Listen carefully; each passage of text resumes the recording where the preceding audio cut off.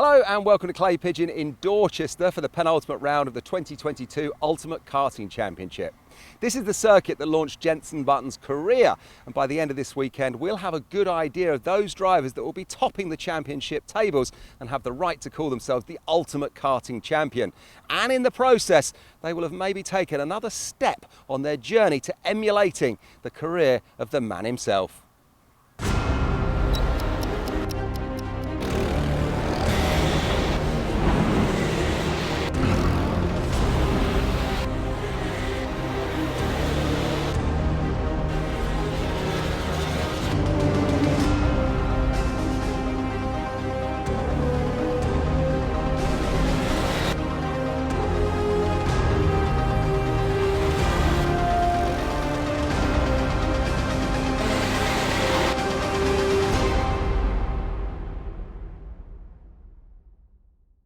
Well, before we get underway, let's have a quick review of some of the stories and talking points from round 4 at Rowra in Cumbria, starting with the Honda Cadet. And it was Oliver Majewski who put himself in 3rd place on the podium.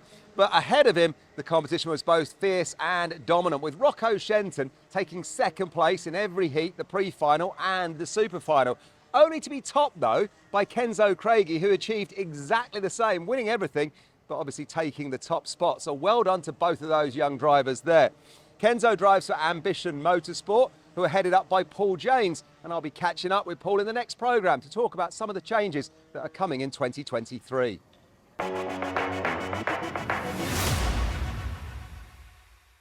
The drama in the Sodi Micromax Super Final started with rain in the early laps, causing many karts, all on slicks, to go sliding off the track, including race leader Katie Donaldson, whose desperation at her unfortunate situation all got captured on the onboard 360-degree camera.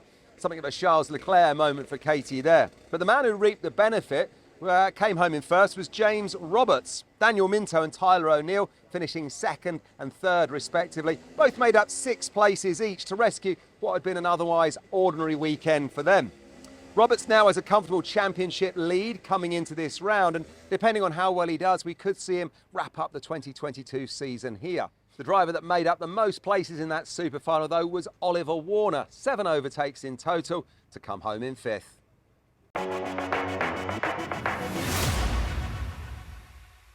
Well, the Minimax class delivered some great racing, as always, with our 3 championship leaders going wheel to wheel and offering some fantastic excitement and moments for all of us watching that super final. Brilliance coming from all 3 of these youngsters, but in the end it was Finn Leslie of Sam Pollitt Racing who took the win. Just behind him was our championship leader Noah Wolf, who came home in 2nd, and Seb Mims of K-Sport took another 3rd place. Well done to him, and I have to say that surely the top step of the UKC podium is only another race or 2 away for young Seb. Well, Wolf's 11 wins in heats and finals this season sees him with a small championship lead coming into the final 2 rounds. Kudos though to Gregor Reed as well, who made up the most places in that super final, 16 in total, to finish in 14th from way back in 30th on the grid.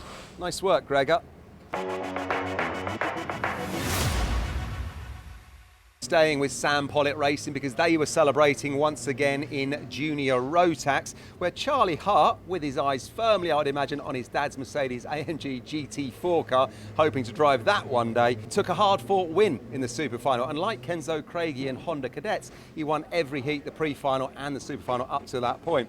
His win was over Stephen Duncan, who was in 2nd, and Ted Bradbury, also of Sam Pollitt Racing, who came home in 3rd. Zaki Hussein, though, credit to him, after a difficult weekend that was dogged by mechanical problems, he was the driver that made up the most places in the super final, keeping his head, getting the overtakes done. He went from 32nd all the way up to 18th. Nice work, Zaki, that's how you do it. The championship points now show Charlie Hart, though, as the new championship leader coming into this round. Tell you what, Dad, it's time to fire up that Mercedes. Charlie's ready for a go, isn't he?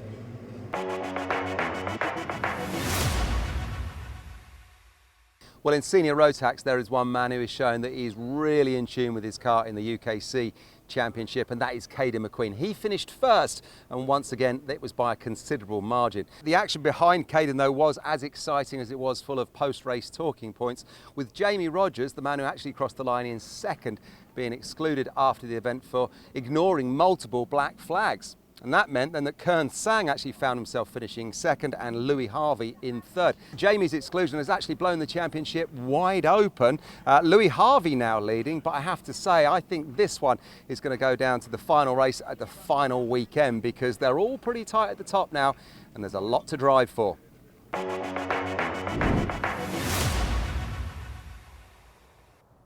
The class of drivers that are going to be first out going wheel to wheel in search of championship points are Junior Rotax. And at the top of that championship table, it's dominated by Sam Pollitt Racing, with Charlie Hart and Ted Bradbury occupying the top 2 spots.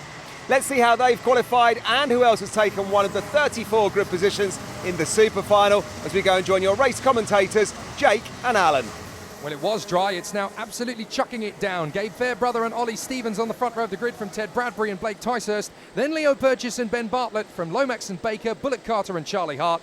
From the Charmander himself in 11th from Alex Cull. Then Steve Duncan and Reza Suraruthan from Alex Adams-Acton and Stephen Barnes. Then Ruben Kernahan and Bobby Rosier, Arthur Thacker and Alfie Richards. Then it is Harry Maynard alongside Harry Pallister, Isaac O'Shea and Matt Lambert from Archie Clark and Harry Hannam. And then we've got Ollie Kerr and Zaki Hussain from Finn Smith and Max Taylor. Behind them it's Archie Lyons and Alex Duncan. And then it's Scrivener, Watson and Kulkarni. So they come to the grid, it's wet at Clay Pigeon, so watch your backs, folks. It's going to be an interesting one as they dive through to the first corner, and off on the grass there. That looks like Charlie Hart, and he's accidentally tagged into the back of Ben Bartlett. They go around, and oh my goodness, all 3 Harrys involved in that one. That's Hannam, Maynard and Pallister. They've all gone around, as too has Max Taylor. Manages to get going again, but absolute pandemonium into the first corner. It was Charlie Hart. So look, he got 2 wheels on the grass, goes through, and he just got no way to stop into the side of Ben Bartlett. Big problems for him there. And whoa, Zaki Hussain. Talk about avoiding action. I tell you what, that is a great piece of driving by Zaki Hussain. How he missed the carts in front of him, anyone knows, but a great piece of driving. Stephen Duncan qualified P13, the 3-car, third in the championship last year, Jake, has not made the start. No, indeed, and we're watching Sam Baker, who is trying to work his way through. That's Ewan Sharman just behind in the Argenti car, trying to slice it up the inside in the chicane. That's a much easier move to make in the wet, and through as well goes Barnes. Stephen Barnes, that's a great move by Stephen Barnes, by the way, he's taken advantage. Kulkarni in front now of Charlie Hart, is trying to recover down to Hans Hairpin. And, well, he makes up, what, 2, maybe 3 places there, Charlie Hart. Yeah, indeed. He manages to get back on Ben Bartlett, who he's already had a little bit of love taps from on the first corner. And through again comes Adi Kulkarni. Nice move as they complete the second lap. And it's Fairbrother out in front of Bradbury. Third place, Reece Lomax. Then it's Pearson Bullock Carter, who's worked his way up into 4th position in front of Leo Burgess. Oh, and that's Ticehurst. Washes out in turn 1. Oh, just a couple of inches off the line. You get on the marbles, that's it, you're done. Blake Ticehurst, the Honda Cadet champion 2 years ago, but won't be winning this race today. Unfortunate, just runs wide, and once you're out there, Jake, there's no coming back. That's the difficulty, because of course most of the weekend they've been running in the dry and the marbles go off on the outer end of the racing line, but once the rain comes down, it's an absolute nightmare. It's like you've got ice cubes under your tyres. You've got no chance of getting any grip if you run wide. So it's a very tricky situation still. Now, Fairbrother is not dropping Bradbury. Bradbury is going with him. Lomax and Bullock Carter are on their own race in 3rd position, and now Charman trying desperately to get past Ollie Stevens to get into P6. But the 2 leaders are out in front, and Bradbury is not giving Fairbrother any respite. Yeah, and Bradbury and Fairbrother, 2 of the main protagonists in the championship this season. So this is important.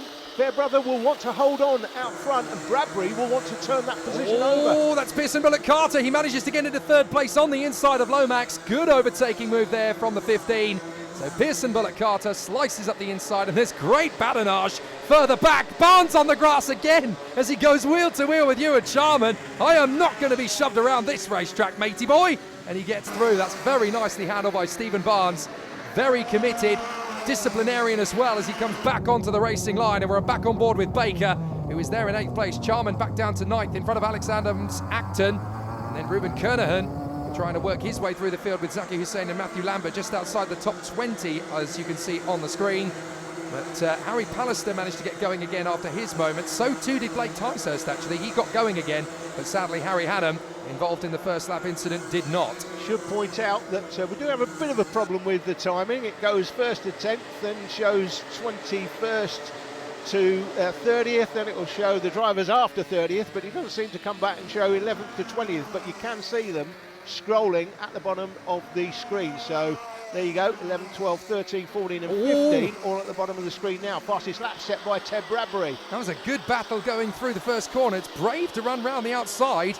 So you can see that Stephen Barnes and Ollie Stevens having a proper ding-dong for 5th position at the moment, running wheel to wheel as they run through there. It takes 2 brave men to do that kind of battle. Charlie Hart still all over the back of Adi Kulkarni. Here he goes again into hands on the inside line.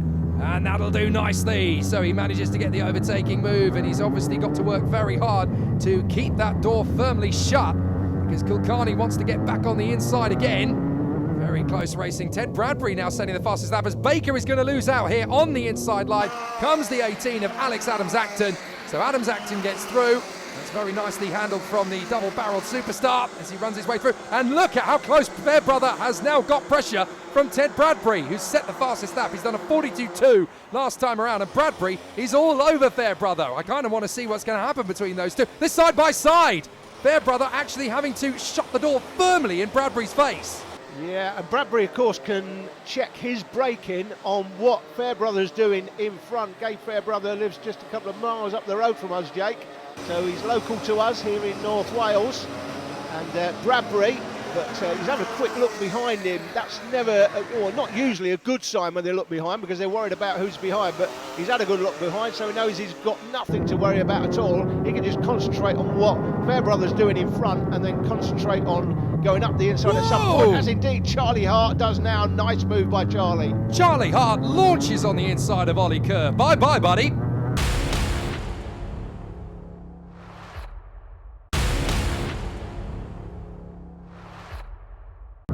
Junior Rotax continues here at Clay Pigeon in round 5 out of 6 of the Ultimate Karting Championships, and you can see Charlie Hart is really making mincemeat of the opposition. He is absolutely determined to carve his way through the field. That gets the move on Isaac O'Shea and Arthur Thacker in one fell swoop. Thacker drifts out wide as they come up towards Buttons, but this is such a tough circuit in the wet conditions, and Charlie Hart, having had the problem on the first start, he's looking to make up for it rapidly. It certainly is. Pearson Bullock Carter now sets the fastest lap as the carts come down to Billy's Blind. The opening lap incident on the first after the start is quite unusual here now at in Billy's Blind at Clay Pigeon, as we get carts losing places in behind our onboard cameraman.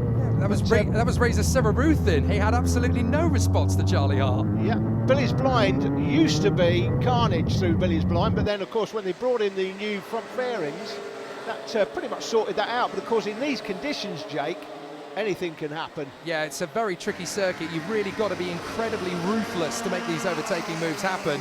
As we come back towards the sharp end of the field, we're watching the 4th place battle. This is Lomax, Barnes, Charman and Stevens. And they have managed to pull out a bit of a gap now over the likes of Purchase, Baker and Adams-Acton. So they're having a nice run of it. As out in front, that's Bradbury.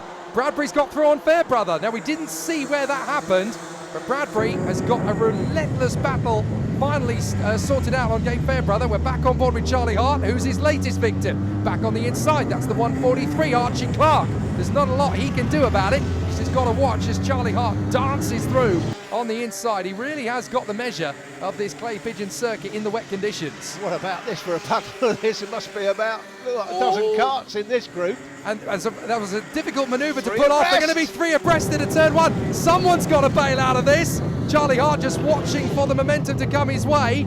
That's the 13 backing off mid-corner. Alex Cole gets out of the way, and Charlie Hart's about to do 3 into 1. That is amazing. Alex Adams-Acton has no response, and Charlie Hart finds himself in the top 10. Charlie Hart doing his best to make a bid for his dad's Mercedes AMG. Yes, indeed. Car. Well, there goes GT4 car. He wants a little driver. That I suspect, Jake, he's actually had a little drive of it already. But yeah, he's on it today. Charlie Hart, championship leader, of course. Well, Charman got the move there on Reece Lomax. So Ewan Charman managing to get himself up into 4th position. That'll do nicely for him. As we watch coming towards us, a little bit of no man's land for Sam Baker. But the battle for 10th position really has opened up, and Charlie Hart has hit the front of that queue. Although he is now getting a little bit of pressure as running wide. Good battles all the way through this gaggle of drivers. There's an excellent waft of talent from 10th place down to about 24th. Absolutely incredible battles all the way through the field, and normally in these conditions you quite often don't see so many karts battling in one space because the rain tends to sort them out. But look at it, underneath through the horseshoe, incredible. Back on board with Charlie Hart. Yeah, he's side by side with Burgess. Burgess leaving him absolutely no room for negotiation. This is as far as you go, Sonny Jim. So now Charlie Hart's going to have to try again. He's got good acceleration off the turn though. He read the situation well. Round the outside towards Billy's blind. Nudges the back of Burgess slightly. Burgess comes back across the racing line. Charlie Hart's already got to the inside line. That'll do, and he's up to 9th. What a comeback. Great racing, Charlie Hart and showing where he's the championship leader coming into this round. Now that's a retirement, I think. Obviously we saw from the side of the road, I think that might actually have been Stephen Duncan having pulled off the road on the formation lap, so he is still there by the side of the road watching as the rest of the field go by. That's heartbreaking for Stephen Duncan. Yeah, he's one of the solid front runners in this all season, so he's had a problem prior to the start and not made the start. So a bit of an unfortunate occurrence for Stephen, but he'll be back next time, no doubt, at Three Sisters. Three Sisters in Wigan coming up in a couple of weeks' time. And what a great circuit that is, one of the best circuits in karting. I think UKC, the only karting championship to appear at Three Sisters this year. Yeah, it's a phenomenal place and it really does promote no nonsense, no holds barred, old school karting, and that's what we like about it. So, off the circuit, a big moment for Harry Maynard. He's already had one moment in this race on the first lap, and I'm afraid at Hans Hairpin. Now, I'm not entirely sure whether he had assistance to get to that barrier or not, but it doesn't matter as far as the outcome is concerned. He still finds himself eating a complete spray of tyre dust. Yeah, I'm not sure if you were going to go and place a camera, you could have placed it in any better a position than that, right in front of the camera he hits. Well, very unfortunate indeed, but I'm afraid there's not a lot you can do about that one except just watch from the rest of the race action from the sidelines. You can see the marshals already going to work to try and put the tyre barrier back the way it should be. But I think, actually, to be fair to Harry Maynard, I think he's got going again. So he has managed to recover and return to the circuit. Meanwhile, Bradbury has extended a 1.5 seconds over Gabe Fairbrother. Pearson Bullock Carter third from Charman, who is the fastest man on track now, and he's gone sub 41. This has connotations for the championship lead, with Bradbury now ahead of Gabe Fairbrother. Gabe's had a couple of poor rounds by his standard, not necessarily his fault. He was taken out at Glenny Gorse, of course, and then was involved in an incident at Rower that cost him a penalty. So he's had a couple of poor rounds, and he'll be just pleased to be back in the mix and putting himself in contention for the final round. And what a showdown that's going to be between Bradbury and Fairbrother, with a few of the other drivers, you know, nipping at the heels. Charlie Hart, of course, in a difficult situation. We could have 4 or 5 drivers in that showdown for the title by the time we get to the finish line at Three Sisters. Definitely, no doubt about it. I think it should probably be between Bradbury, Fairbrother and Charlie Hart. But you never know, somebody might come out of the pack and anything can happen on the weekend. So they're still battling away. This is a nice little tussle up on the inside of Ollie Kerr. That's the 13 of Alex Cull. He gets the move for 14th position as the field is still dicing all the way through. And you can see, look, the rain has stopped and there's that dry line appearing through the chicane. That's also going to have ramifications for the other classes later on. We're going to get to see some interesting battles. A few drivers might want to try and come off that racing line to dive through on the inside. Then they'll be compromised with a dry line. Arthur Thacker! Unfortunately, it looks as though he's been assisted to the grass on the outside there. Very unfortunate for Arthur Thacker, but there's not a lot he can do about it except just get back in and carry on. Yeah, it's a little bit of a racing incident there, but was assisted, as you say, from behind. Here's another battle going on down in Billy's blind, the 49 kart going through the picture. Yeah, it's Bobby Rosier trying to shake off his opponent. So Bobby Rosier working his magic to try and filter his way through the field, but it's not easy when you've got so many opponents to try and shake off. And look, that was a fascinating situation. You could see there on the braking zone, down to Hans Hairpin. You cannot keep these karts in a straight line when it's this slippery here at Clay Pigeon. You've only got a certain amount of contact patch with that tyre, and you hit the brakes when you're at that speed trying to get down to that slow an apex speed. The back end is stepping out all over the place. You're trying to get control of the car. And watch them as they come around this time by. We're watching race leader Ted Bradbury, who's now extended a little bit of a gap over Gabe Fairbrother. Has actually pulled it out to 2.5 seconds. but when they get on the brakes in these karts on this circuit, it is so slippery. Look how quickly Pearson Bullock Carter's closed up to Gabe Fairbrother. He might lose out second place here. Angus Scrivener, Jake, look at that. Started P33, he's now P11. What a fantastic performance. And Archie Clark has made up a load of places as well. He's made up 13, started P25, so on the 143 karts. And Finley Watson, he started P34, that's right at the back of the grid, and he's 13th. Amazing. Finley Watson, great performance by those guys. There is some sensational talent all the way through this field, but out of the final turn, and is going to be Ted Bradbury. He will take the checkered flag in fine style here. An excellent run from Bradbury. Checkered flag is his. Excellent run. Pearson Bullock Carter. He's not seen it, Jake. He hasn't seen it. He's too busy in the battle for positions. He's going round again. Well, that's the thing. You've got to go round again. Well, if you're not sure. The checkered flag just in the top right of the screen there from that static camera covering the S's. It's definitely waving, but the race leader, Ted Bradbury, has not seen it, so he's going around for another time. This is the battle for 14th, by the way. It's going right down to the wire as well. Fair play to Pearson Bullock Carter for closing up on Reece Lomax for second. But yes, look, Ted Bradbury still going around. He didn't see the checkered flag. He's right in amongst all the back markers. He's right in amongst them. Now there he is. sees it. There he is. There we go. In the air. Ted Bradbury takes the win then from Gabe Fairbrother. It is in second. Pearson Bullock Carter rounds out the podium. Ollie Stevens it is that came through for fourth place from Reece Lomax. Then came Sam Baker, Stephen Barnes making up 9, Isaac O'Shea 15, Archie Clark 16, Charlie Hart in 10, Watson made up 21, Scrivener 22. Well, how about that in junior rotax? I'm not quite sure at the end there that Ted Bradbury realised that he'd taken the checkered flag. He was crossing the line in almost a blanket finish with a back marker and seemed to carry on for another few turns before maybe he realised he'd taken the win. Well done to him. It was really good in the early stages watching trackside. That battle between himself and Gabe Fairbrother was something to behold, I have to tell you, on what was a rapidly drying track, although still very damp. Let's go and see what Ted had to say when we caught up with him at the podium. A win today, fantastic result for you. Just talk us through it. Yeah, it was a good race. Obviously, got away with Gabe at the start, managed to get into P2 from the start, and then chased down Gabe slowly. Almost passed him at the start, and then got past him, and then led the race from there, which was really good, and it's good for the championship as well. And you're thanking who this weekend? I'm also thanking my mum, my dad, all my team, especially Sam Pollitt and Lewis Brown, for everything they do for me, making me a better driver, and the setup as well. Okay, well done. Thank you very much.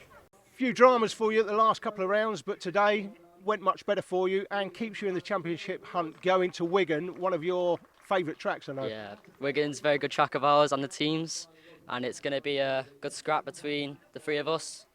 But like you said, the last couple of rounds haven't gone our way, but all things happen for a reason. Maybe it wasn't very fair, but can't do anything about it. Team have worked effortlessly over the past couple of weekends, and the results are coming in, so we're happy.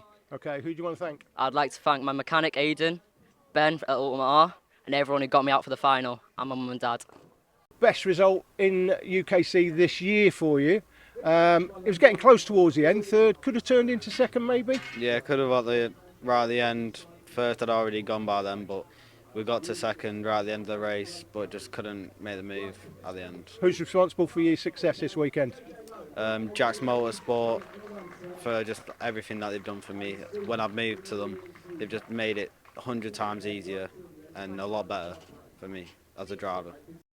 So now as we head to the season finale at Three Sisters, 17 points cover the top three. Charlie Hart slips to joint second with Gabe Fairbrother. Bradbury's win puts him 17 ahead. Reece Lomax is in the mix on 50 points deficit. Stephen Duncan missing that race, costly for him, but he's an outside bet for the season finale. In junior rotax, anything's possible.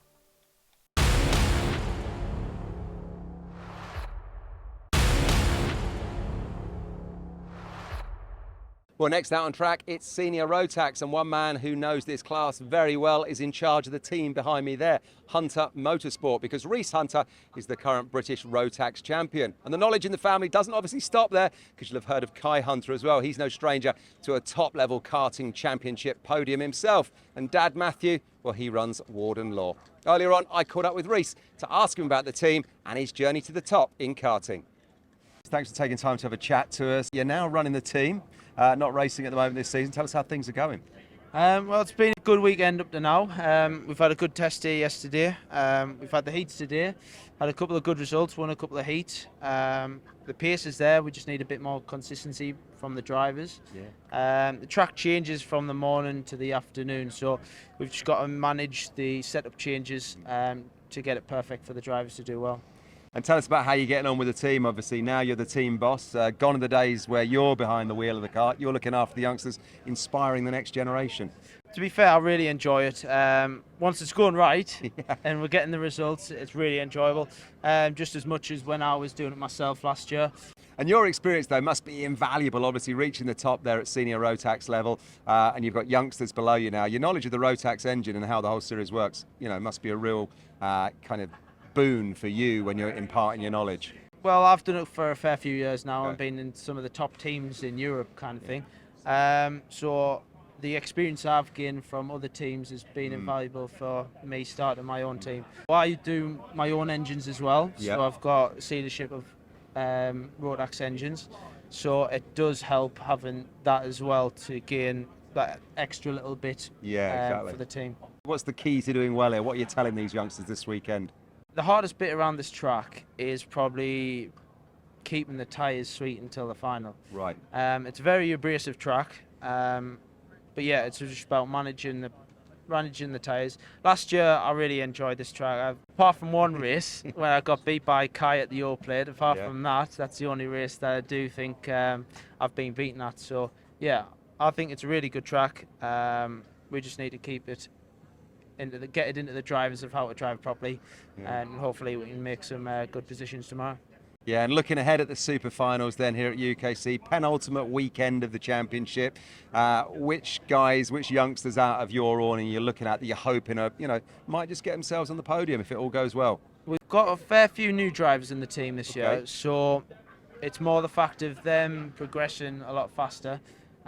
We've got a fair few drivers that have started towards the back at the start of the year, and now are coming from top 15 to top 10. Brilliant. Which is the most important bit. We've got drivers that have a bit more experience that have been winning heats today and doing really well. So yeah, senior max drivers, juniors, minis, micros, we've all got a good selection of drivers with different talents. So yeah, we'll see what we can do tomorrow. Well, listen, best of luck for those super finals, and thanks for talking to us. Enjoy the weekend. Thank you very much. Well, great advice from Reese there, and let's see who can make the best of it in the senior rotax class. And all eyes, of course, will now be on the top of the championship table as Louis Harvey, Caden McQueen and Lorenzo Cordell are all still very much in with a shout of taking that 2022 championship title. Let's go and join your race commentators then and see how they all go. Here's Jake and Alan. Well, Lewis Halliday's race has started with a spin on the formation lap. Can you believe that? He's going to have to restart from the back of the grid. So Jensen Watson, Louis Harvey on the front row from Lorenzo Cordell and Louis Weaver. Then Kienta Sang and Tristan Rennie from William Ellswood and Caden McQueen. Jack Lilly and Alex Eads round out the top 10. Halliday's going to have to start from the back of the grid. So Lincoln Bailey Arneson will be alone on row 6. Then Sam Light and Ben Boros. And it's going to be Jordan Morris and George Hunter. Dan Sawyer, Thomas Wood, Stephen Napier and Isaac Lord will round out the top 20. Row 11 is Jude Fernahoe and Alex Moody from Rory Burke and Elliot Pickard. Then Crockett, Jex, Doughty, Duthie, Dylan Briley and Amelia Nelson from James Otto and Kasper Pajecki. Then Les Taylor, Ben Perry trying to rejoin his position, I notice. And that is how they're going to line up. Talking about rejoining position, Halliday's cut the track to get back into 13th, Jake. Into the first corner first, no problems at all. Louis Harvey's going to have some problems trying to keep the field at bay as they tuck their way through drier conditions than we saw from the junior rotax, and the field knits its way through the chicane. Looks as though everybody's pretty much kept it on the straight and narrow though for the first half of the lap. And as they go through Hans Hairpin for the first time, a couple of drivers diving their way through. There's problems in the background. I thought we were going to have a completely clean lap, and we don't. There's going to be about 3 or 4 drivers involved in that one trying to recover, but certainly amongst the leaders, no major changes. In the middle there, that was a little bit feisty from the 15, trying to charge his way forward. That is, of course, Sam Light, but it hasn't quite been the perfect lap from him. But out in front, it's still Jensen Watts holding on to the position. But with those 3 drivers, Cordell, Harvey and McQueen fighting for the title fight, they all need to get their skates on to deal with Jensen Watts. Yeah, and Harvey in second place. He wants to keep his nose clean here. He'll be happy for Jensen Watts to lead it and get away with Watts and Cordell, but Harvey just wants to stay out of trouble at this stage. Here's the championship leader coming into this round. If he can win this race, He puts his foot on everybody else's neck. Going to the last round, he will have a big advantage. Will Ellswood there in behind. Yeah, Caden McQueen makes his move into the final bend, so that puts Caden McQueen up to P5. He is charging his way back through. So he's made the move on Ellswood in front of Tasang, Rennie, Eads and Lincoln Bailey Larnason. So there's plenty more still to do for Caden McQueen. Yellow flags up at Hans Hairpin for the incident that we saw on the first lap, because they've obviously got to make some adjustments to the barriers to reset them. But this is going to be interesting as the field continues to fight its way through, and you can see the general pace of the circuit so much faster now that we've got a little bit of a drier condition to the circuit. So this is where the drivers can really push on, and McQueen is obviously going to be looking after Louis Weaver. He sets the fastest lap of the race. Time for Caden to go for a charge. Will Ellswood is one of the local experts on this circuit. He's here for the first time at UKC this weekend, and he's only here, Jake, to win this race. He came here to win. He's only here this weekend, not done any other rounds, and that's a nice move by Lewis Halliday upside the up the inside, I should say, of the 63 Thomas Wood. But Will Ellswood, who's still there, close enough, if good enough, and we know that he is certainly around this circuit. He's here to win. I think he suffered a bit of an exclusion. He wasn't happy with the decision earlier in the meeting. But we're in the final now, and where is he? There he is, 1, 2, 3, 4, 5, 6th place for Will Ellswood as they come through the S's.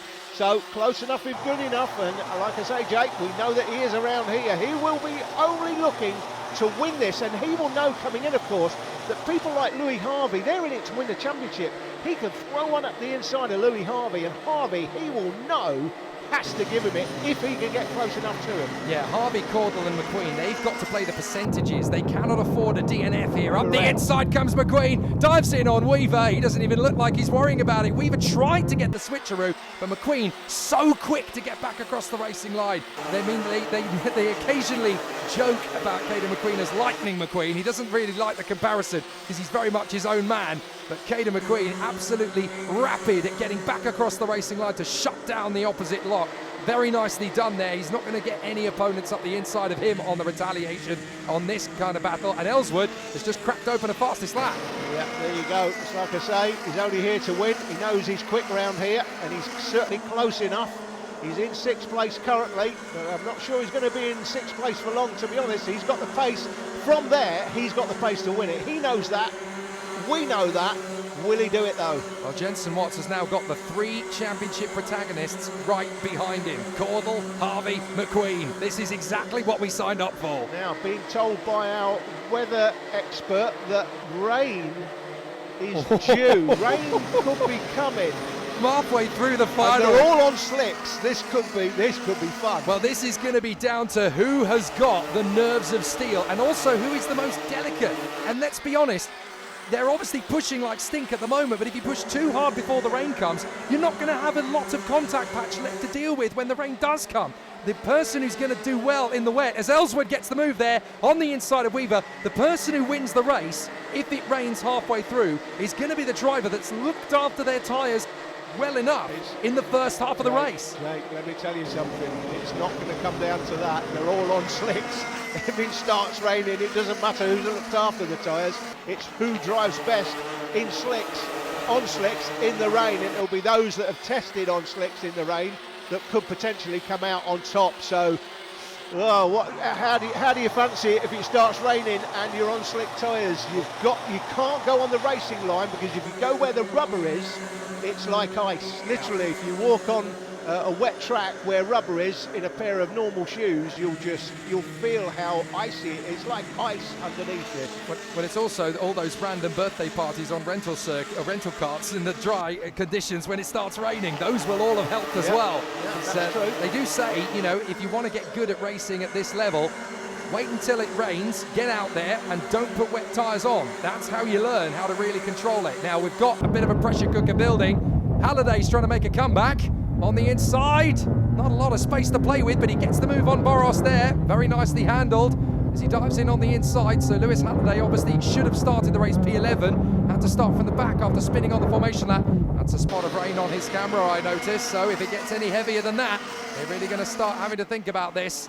But the battle for the lead is imminent. Jensen Watts has got Cordell and Harvey right in behind him now. And Caden McQueen is reeling them in. Ellswood and Weaver close for company.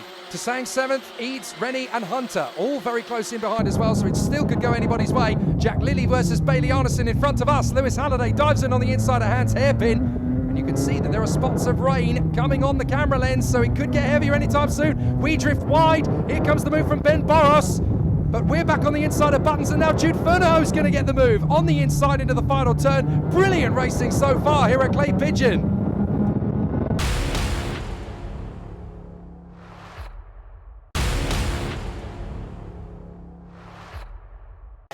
8 cars battling for the victory in the senior rotax final here at Clay Pigeon, and look at that, forecast for rain 5 minutes from now, and every single driver out there is on slick tyres. Here comes the move from Ellswood, dives in on the inside of McQueen. Never mind 5 minutes, look at that, it started raining already. It's just about how heavy it's going to get. Very exciting stuff on the way by the look of it. Yeah, Louis Harvey, by the way, back into second, dropped to third temporarily. He's now back into second. Still Jensen Watts out front, Caudle there in third place. McQueen, Ellswood, we know Ellswood's here for the win. Nothing else will satisfy him. He will not be happy unless he takes home a UKC winner's trophy. Oh, and he's coming up through! The inside, and makes Whoa! it. That's a great move. And that's really held up Caudle. Look, Caudle's got back behind McQueen now. Weaver's going to try and come through to the middle of the circuit as well. Caudle dives back in. Alex Eads is going to get past them both. No, Caudle comes back for the inside line in the left-hand apex. Brilliant, this is wrestling, never mind karting. Excellent stuff. 360-degree camera action at its best. This is why we brought those cameras in. And look at this, Harvey now all over the back of the man out front. Jensen Watts under pressure. Well, that move from Ellswood has actually cost him a second and a half now. He's got to try and make that back up as here comes Caudle back on the inside of Alex Eads. Dives in, textbook. That's really nice. Out of Billy's blind. Manages to get the move before they come through to the chicane. And look, it's absolutely open season. It's rough house. Everybody wants the best position possible before the rain gets really heavy. Now Ellswood now third place. He can see the two leaders out front of him. Now, how does he feel about rain and driving in the rain on slicks?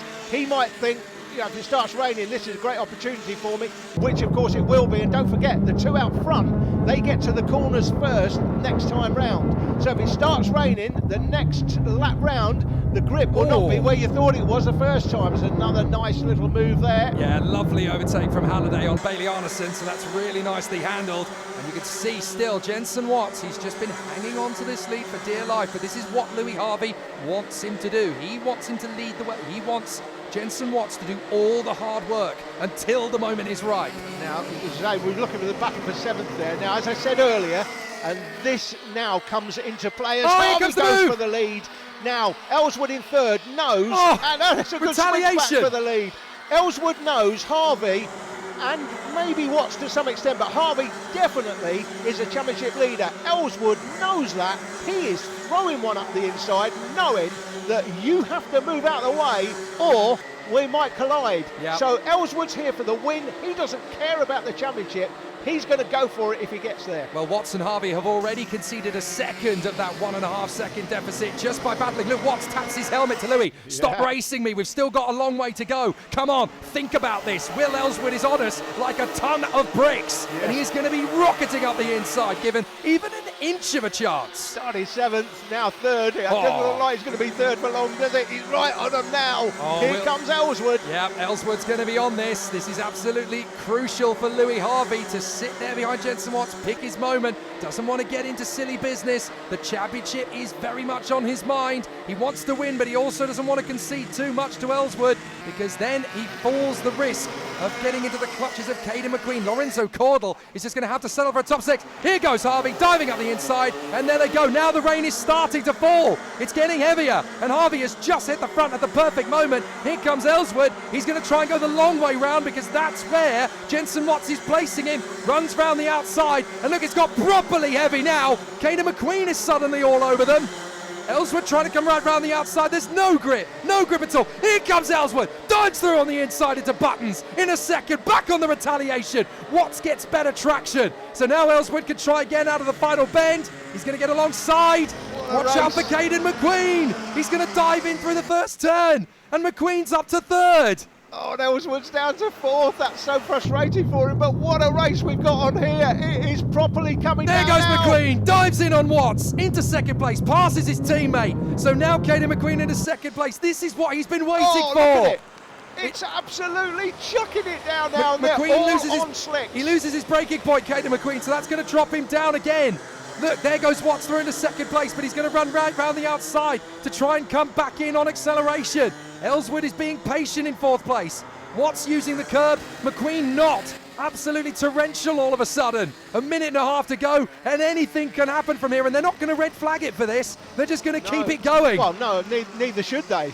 They certainly shouldn't either. I mean, this is why you practice slicks in the rain. You don't suddenly, oh, it's starting raining. It's not America. We'll just throw out a red flag and stop it because everyone's on slicks. Oh, Halliday dives in. That's a lovely overtaking move there on Tristan Rennie. Rennie gets him straight back on the undercut. So it's not just at the front where the battles are cooking up. So a good battle here. Look at it, absolutely torrential. McQueen back on the inside of Watts for second. Yeah, this always amuses me, Jake. The marshals holding out slippery surface. I think they know. Like the drivers can't see it's raining. I think they know. I think they're well aware of how heavy it is out there. And back again on the curbs. Look, second through fourth. They're all on the curbs. Ellswood's got better traction. Dives in on the inside of both of them. Does himself a brace. Oh, does he? They're side by side. McQueen's held on. Yeah, and Harvey's getting away here. Yeah, McQueen's got better acceleration off the turn, so he's going to cut back in ahead. And Ellswood is going to try one more time, diving in on the inside of Billy's blind. Second, McQueen holds it round the outside. That'll do for Ellswood. That's P2. Harvey has got so much to lose here. Ellswood now in second place. Will it do for Ellswood? Will it do for Ellswood, Jake? I don't think it will. Will it squat? He's not here for second. He's here for first. He's going after the leader. And like I said before, the leader is the championship leader. He knows that. If he had a radio system, he'd be radioing his team saying, go and have a chat with Argenti and tell him when I get there, I'm chucking it up the inside and he better give me some room. Oh, McQueen round the outside. He's had pressure from Louis Weaver on this lap. Weaver got through initially at hands and then ran wide. Oh. Well, that's not advisable. No, not on a live track that close to the leaders. Lewis if you trip Halliday over, that could be nasty. Lewis Halliday back on the inside, gets through on Jack Lilly. That's for 9th place, so a good move there from Halliday. Louis Harvey's already come through to start this lap with the time having run down to 0, so this is the penultimate lap. And Will Ellswood has 1.4 seconds to make up. He could do that around this place in the wet. He could do it. I'm not sure he can, Jake. I think if Louis Harvey keeps it nice and tidy here, Caden McQueen trying to hold on to fourth. He's struggling to hold on to fourth here. Louis Weaver's really giving him the hurry up, isn't he? All over him. Louis Weaver looks like he fancies a top 4 minimum. And again, McQueen's in the championship hunt. So Louis Weaver, if he gets there, he'll chuck it up the inside. Ellswood will definitely throw one up the inside if he gets to Harvey, but I don't think he's going to get there. Bit bend, he's got it, and McQueen just has to bail out of it. There's too much to lose. So Weaver gets the position up into 4th place, is now on the last lap. Louis Harvey, look, the gap has come down to 1 second between Harvey and Ellswood, so he's taken 4/10 of a second out of it.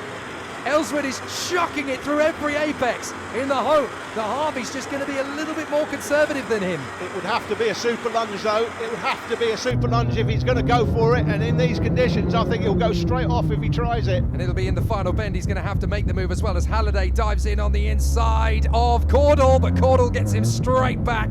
He runs the typical karting line there.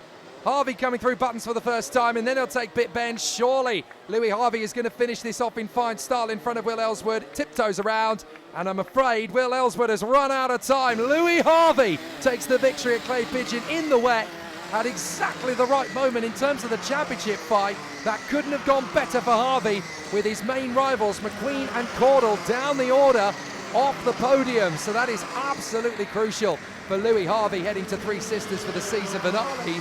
What an amazing way to end it here at Clay Pigeon. Excellent from Louis Harvey. He takes the win. Will Ellswood to second. Jensen Watts in third from Louis Weaver, and Caden McQueen in P5. Then Kienta Sang ahead of Lewis Halliday, fighting all the way back to 7th. That's an amazing charge. Then Cordell, Lilly and Lincoln Bailey Arneson, with Dan Hughes working his way up 10 places after a cracking drive. Well, what a race there in senior rotax. I think that's the first time that Jensen Watts put himself on pole. He was hanging on to it for so long, but then midway through, the brollies went up as the rain started to fall, and then it was anyone's race. Full credit, though, to Louis Harvey, who put himself out in front, drove a masterclass in the wet, and well done as well to William Ellswood, who was behind him in second. Great racing from those guys there. Their experience really did show. Let's go and catch up with them at the podium. Louis, cracking result for you this weekend. Exactly what you need at the penultimate round, isn't it? But just talk us through the end of that race when the rain started coming down. Did you think this is mine now? Well, I knew there was a gap and I was just trying my best to keep on the track. I had a good battle with Jensen before, made the move just at the right time, and yeah, came home to win. And who do you want to thank? Everyone at Argentina Motorsport, my dad on the spanners, all my family and all of my sponsors. Bit of drama towards the end as the rain came down, but just talk us through it. Yeah, I mean, obviously we come here to win it. I'm new to UKC, it's my local track. We just turned up for the win. Got robbed a little bit. The superheat before we got excluded due to a bit of a harsh decision, but there we go. We started further back for the final. When the kart come on, we were really fast. We come up through, and in the dry we were the fastest on the track. Come up to the front too. And then obviously the rain come down, hard conditions, and yeah, the best I could come away with was P2. The leader was quite far away. I caught up to him towards the end, but he was just a bit too far away for the win really. But obviously I've got to be happy with P2.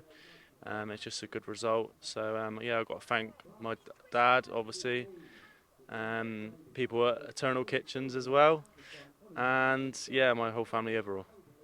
Cracking race, it was all kicking off towards the end there. You had the lead, but then the rain came. And how did that affect you? Yeah, exactly. We had a good lead to begin with. We fought off everyone. We got a little gap. Towards the end, we had Louis behind us for ages. He made the good timing. He got the position, and then the battle began. The rain come down. It was a good fight. We had a great race. Happy to come home third. And who do you want to thank for your success this weekend? Of course, everyone at Zipcar and Madcroc. But most importantly, my sponsors, got Lee Irvine at Irvine Grenson, SGS Gas, Heating Electrical, Plumstop Amesbury as well. Everyone's helper, wouldn't be here without them. So a fantastic season finale we're going to have next time out. Look at that. Louis Harvey has 25 points on Lorenzo Cordell. Kienta Sang now finds his way into third place in the championship from Jensen Watts, with Caden McQueen now looking like an outside bet. But if Caden McQueen hears that, that's going to put the fire in his belly to do something special next time out at Wigan. Well, that brings us to a close for our opening programme from Clay Pigeon here in Dorset. But do join us next time, because we'll be bringing you all of the super final action in Micromax, Minimax and Honda Cadets. More young drivers all hoping to call themselves the ultimate karting champion. See ya.